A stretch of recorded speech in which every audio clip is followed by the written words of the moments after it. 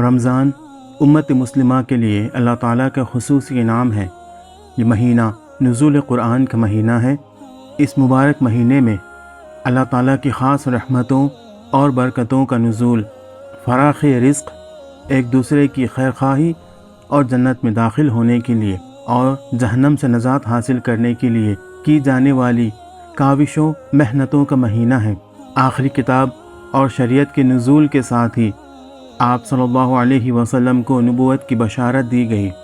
امت مسلمہ پر نازل ہونے والے اس انعام اور اکرام کی خوشی اور شکرانے کے طور پر مسلمانوں پر ایک مہینے کے روزے رکھ کر اضافی عبادت کا تحفہ ملا، اور اللہ تعالیٰ نے ارشاد فرمایا، یا ایھا الذین آمنوا کتب علیکم الصیام کما کتب علی الذین من قبلکم لعلکم تتقون۔ اے ایمان والو، تم پر اسی طرح روزے فرض کیے گئے ہیں جیسے تم سے پہلے لوگوں پر فرض کیے گئے تھے، تاکہ تم پرہیزگار بن جاؤ۔ اس آیت کریمہ سے وضاحت ہو رہی ہے کہ مسلمانوں سے پہلے بھی دیگر امتوں پر روزے فرض قرار دیے گئے تھے تاکہ وہ تقوی کے اعلیٰ درجات پر فائز ہو سکیں۔ رمضان المبارک کی اہمیت رسالت مآب صلی اللہ علیہ وسلم کی اس حدیث مبارکہ سے بہت واضح ہو رہی ہے کہ جس میں آپ صلی اللہ علیہ وسلم نے ارشاد فرمایا، اگر معلوم ہو جائے کہ رمضان کی کیا اہمیت ہے تو امت تمنا کرے سارا سال ہی روزے ہوں۔ رمضان المبارک کا یہ مقدس مہینہ ساری دنیا کے مسلمانوں کے لیے ذکر و فکر، تسبیح و تحلیل، کثیر تلاوت اور نوافل اور صدقہ و خیرات کا باعث بنتا ہے۔ اسی مہینے کو پا کر دنیا کا ہر مسلمان اپنے اپنے ایمان اور تقوی کے مطابق حصہ لے کر اپنے جسم اور روح کے لیے تقویت کا سامان فراہم کرتا ہے۔ اسی طرح حضور اکرم صلی اللہ علیہ وسلم کی یہ حدیث مبارکہ کہ روزہ گناہوں سے بچنے کے لیے ڈھال ہے، اس حدیث سے صاف واضح ہو رہا ہے کہ روزہ دار صرف اپنے آپ کو کھانے پینے سے ہی نہیں روکتا، بلکہ روزہ دار کو فحش گوئی، بیہودہ اعمال، لڑائی جھگڑا اور گالی گلوچ سے پرہیز کرنے سے اجتناب کرنے کا بھی حکم دیتا ہے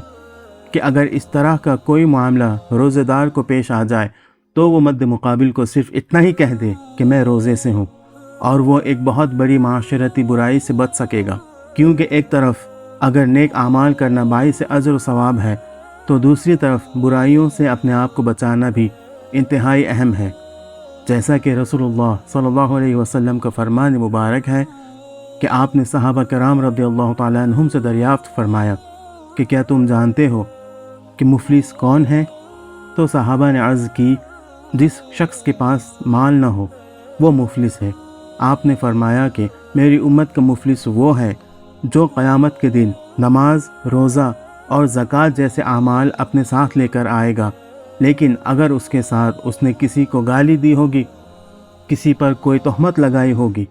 کسی کا ناحق مال کھایا ہو یا کسی کو ناحق قتل کیا ہو تو اس کی نیکیاں مظلوموں میں تقسیم کر دی جائیں گے،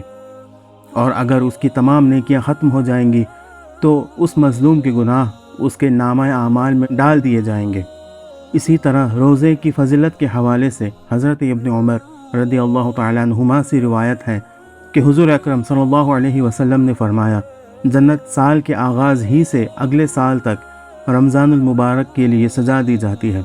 آپ صلی اللہ علیہ وسلم نے فرمایا، جب رمضان المبارک کا پہلا دن ہوتا ہے تو عرش کے نیچے سے ہوا چلتی ہے جو جنت کے درختوں کے پتوں سے حور عین پر پھیل جاتی ہیں، بس وہ حور عین یہ دعا مانگتی ہیں، اے اللہ ہمارے لیے اپنے بندوں میں ایسے شوہر بنا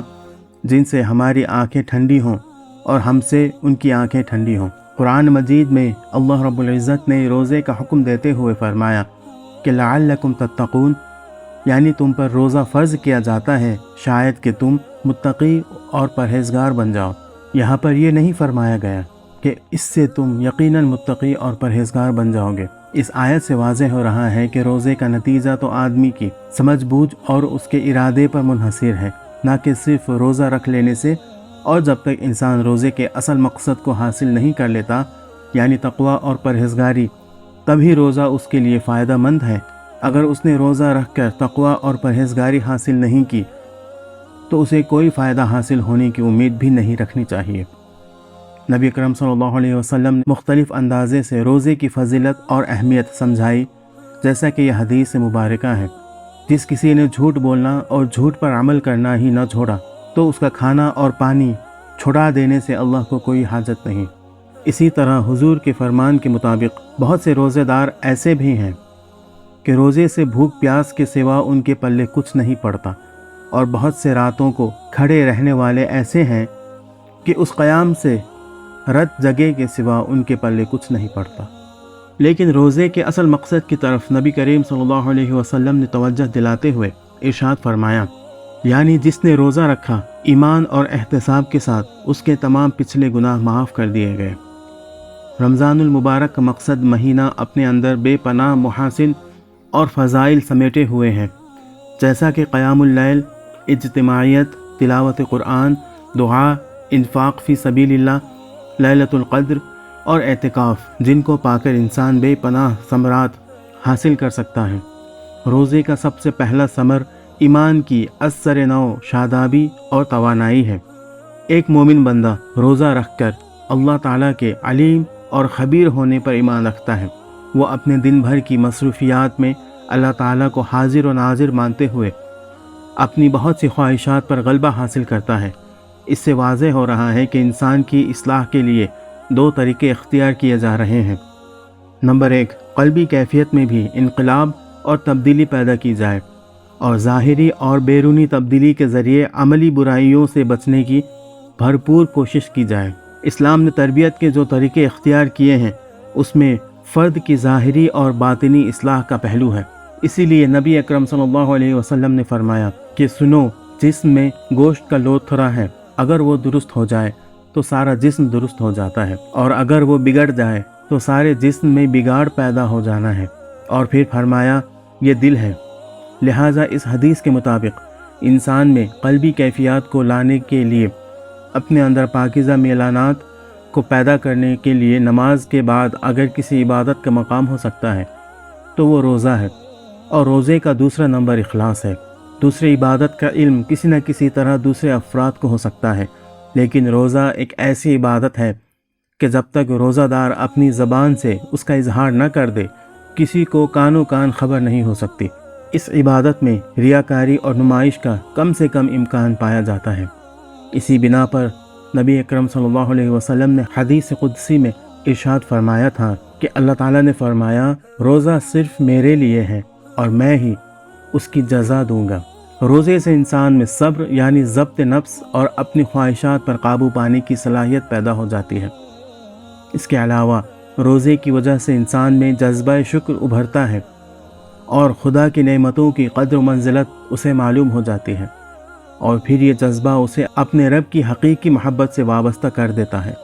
اور جب یہ مقام حاصل ہو جائے تو پھر عبادات اور اطاعت میں مزہ آنے لگے گا، اور اللہ کی بڑائی اور عظمت بیان کرنے کا حکم بھی اسی لیے ہے کہ انسان اپنے اندر جذبہ شکر کو بڑھائے اور اللہ کی ان نعمتوں پر سجدہ شکر بجا لائے۔ اسی طرح عبادت میں کثرت کا تصور بھی انسانی نفس کی تربیت کا نام ہے، جیسا کہ قیام اللیل میں، جس میں اپنے آرام کو چھوڑ کر رات کے آخری پہر میں روزہ دار اللہ کی یاد میں اٹھتا ہے۔ یہاں بھی روزہ دار اپنے نفس کی خواہشات کو ترک کرتے ہوئے اپنے پروردگار سے مناجات کرتا ہے، جس سے اسے روحانی اور قلبی سکون حاصل ہوتا ہے، جو آرام سے بہت قیمتی ہے۔ رمضان اور قرآن کا آپس میں بہت گہرا تعلق ہے، جیسا کہ ارشاد ربانی ہے، شہر رمضان الذی انزل فیہ القرآن، کہ رمضان وہ مہینہ ہے جس میں قرآن نازل ہوا، اور رسول اللہ صلی اللہ علیہ وسلم اس مہینے میں جبریل علیہ السلام کے ساتھ دورہ قرآن فرمایا کرتے تھے۔ اسی طرح پوری امت مسلمہ بھی آپ کی سنت پر عمل کرتے ہوئے رمضان شریف میں قرآن ختم کرتے ہیں۔ انفاق فی سبیل اللہ کرتے ہوئے بھی انسان رمضان المبارک میں اللہ کے عطا کردہ نعمتوں کا شکر ادا کرتا ہے، اور اس طرح انسان اپنے خالق اور مالک سے قریب ہو جاتا ہے۔ اجتماعیت میں عبادت کرنا بڑی سعادت کا باعث ہے۔ لیلۃ القدر ایسی رات ہے کہ جس میں کی جانے والی عبادت 1000 مہینوں کی عبادت سے افضل ہے، اور اس رات میں یہ دعا پڑھنا چاہیے کہ اللہم انک عفو تحب العفو فاعف عنی۔ ایسے ہی رمضان المبارک میں مسلمانوں کو اعتکاف جیسی نفلی عبادت کا موقع بھی ملتا ہے، تاکہ انسان یکسوئی کے ساتھ گوشہ نشین ہو کر اپنے رب کی بارگاہ میں پورے خشوع و خضوع کے ساتھ از سر نو اپنی اطاعت و فرما برداری کا عہد کر سکے اور مخصوص دعاؤں کے ذریعے اپنے پروردگار سے اپنے گناہوں پر استغفار طلب کرے، کیونکہ الدعاء مع العبادہ، ایک مسلمان جب اللہ سے دعا مانگتا ہے تو پروردگار فرماتے ہیں کہ جب میرے بندے میرے بارے میں سوال کریں تو اس سے کہہ دو کہ میں قریب ہوں، دعا کرنے والے کی پکار کو سنتا ہوں جب وہ مجھے پکارتا ہے۔ لوگوں کو چاہیے کہ وہ میری بات مانیں اور مجھ پر ایمان لائیں۔ اس سے واضح ہو رہا ہے کہ دعا میں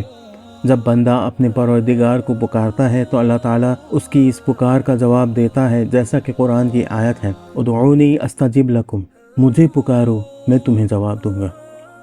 لہٰذا رمضان المبارک ایسا بابرکت مہینہ ہے کہ جس کے بے شمار فضائل و مناقب قرآن و سنت میں موجود ہیں، اور صحابہ کرام کا سنت نبوی پر متواتر عمل ہمیں یہ ترغیب دیتا ہے کہ اس ماہ مقدس کے تمام تقاضوں کو کامل خلوص کے ساتھ ادا کرتے ہوئے دنیا اور آخرت کی نعمتوں کو سمیٹیں اور اپنے پروردگار کے حکم بجا لاتے ہوئے اس ماہ مبارک کی تمام برکتوں سے فیض یاب ہو سکیں۔ اللہ رب العزت سے دعا ہے کہ اللہ تعالی ہمیں جتنا بھی پڑھیں اور جانیں ان تمام باتوں پر عمل کرنے کی توفیق عطا فرمائے۔ میں محمد عامر اتنا کہتے ہوئے آپ سب سے بداع ہوتا ہوں۔ السلام علیکم ورحمۃ اللہ وبرکاتہ۔